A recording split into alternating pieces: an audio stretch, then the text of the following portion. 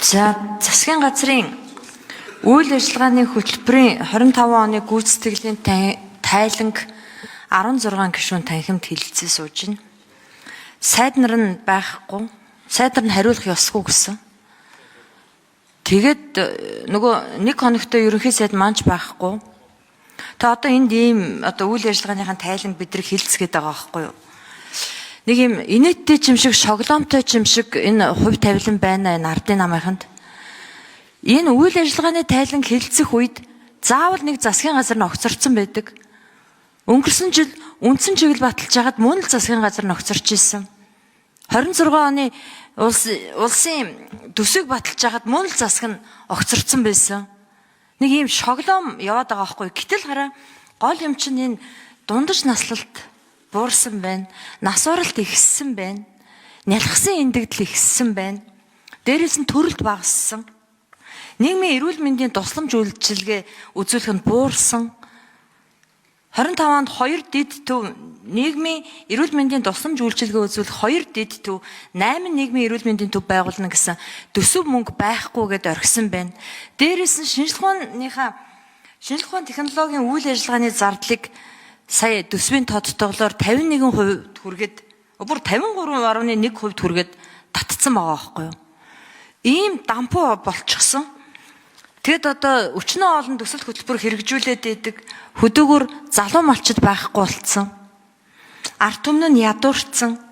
Одоо бүр ингээд төрөлт байхгүй. Энэ ард түмэн чинь нас ураад, өвчин эзлэгдээд, ядуураад, хүн ам зүй ямар ч бодлогогүйгээс бүрэн дуусч ш. Тэгэхэд энд дахиад сайдууд нь байхгүй. Одоо бүгдээрээ гялалццал давхиж яваш нэг сайд олчих санаатай цөнхөө өрөөл, өрөө хаалга онголзуулаад энэ тэргээр гүүгээл.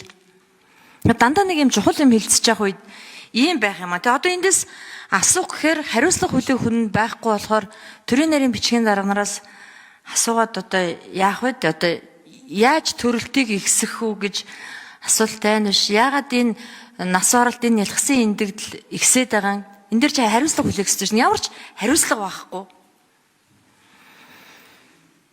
Одоо бид нар ингэ цаг үр цух хэрэг байгаа юм уу да? Бүр нэг урам хугараад байх юм. Сүүлдээ бүр хугарахч урамгүй болчиход байх юм.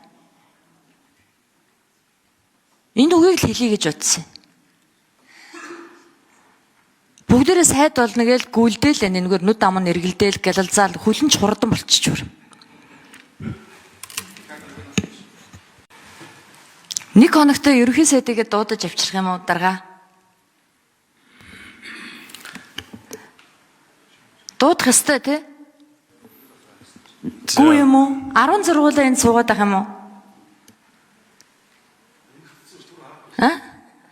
Түрүү 11 байсан. Тэгээ одоо 16 болчиход байна л да.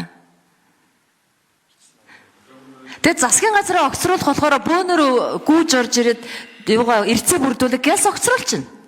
Тэгээ энэ хариуцлага тооцоог ажлын тайлангийн сонсын яриг гэхээр бүгдээрээ сайд болно гэж гүүгээ гараа авчихна. За түрүү мөнхөө эзлэн гишүүнээ түрүүн сайд нар хурж ирээд хариулъя гэдгсэн шижир гишүүн, провдор гишүүд сайд нараас асуухгүй шүү, сайд нар хариулахгүй шүү гэж бүр хатуу ашгарж яагаад гараа авчихсан шүү дээ. Тэгээд сайд нар ч өөрсдөө зарим нэг нь гараа авчлаа. Тэг шаардлагатай бол бүгдийн дуудъя л да. Ерөнхий сайдыг дуудаарай. Дэд сайд нэг дууд. Тэг түрүү орж исэн сайд нарыг бүгдийг хөөгөж явуулсан шүү дээ оргож тий. За гэхдээ бити наад хүмүүсээс хариул та нар хариулах ирэхгүй шүү гэд загин гарч явсан шүү. Хоёр хүн хэлсэн. Гэхдээ тэд нартай хэлээд хэдүүлээ байлгах хэрэгтэй л байсан байхгүй дээ. За яах. Төрийн нарийн бичгийн дарганаар хариулж явуул да. Жохон тодорхой хариул да. Бүглүтэн эн чин төрийн нарийн бичгийн дарга ямар ч одоо солигдохгүйгээр эн чин төрийнхээ бодлогыг бариад явж байгаа хүмүүс шүү дээ. Хариуцлага өргөх ёстой. За, мөнхөө эзлэн гишүүнд 1 минут сонгоё. Таны хэлж байгаа зөвөө төрийн нарийнууд нь холигдож солигдгүй яг ачаагаа үүрээд ажиллаа хийж байгаа. Тэгжээд л нэг сэнсэрсэн сайд орж ирээд энэ яамын чинь тэр чигээр самраа ичдэг байхгүй юу? Одоо дараагийнхан самраачид бэлэн болцсон тэргээр гүйлдэд явж байгаа шүү дээ. Одоо энэ төрийн нарийнууд айж байгаа шүү дээ үнэндээ. Одоо ямар сайд ирж бидний ажлыг дахин самруулах гээд. Бүрөвдөрж гишүүний асуудлыг энд яриаггүй байна. Энд танаа засгийн газрын тайлан хилцэж байгаа. Одоо бүр ингээд өмнөөс доог дохуу хийгээд идэг болчихлоо. Та наад үгээ микрофон дээр хэлээд өгдөө. Яагаад та нарыг хариулт өгөхийг хориглодیں۔ Хин хориглосон? Батбаатар Сайдан.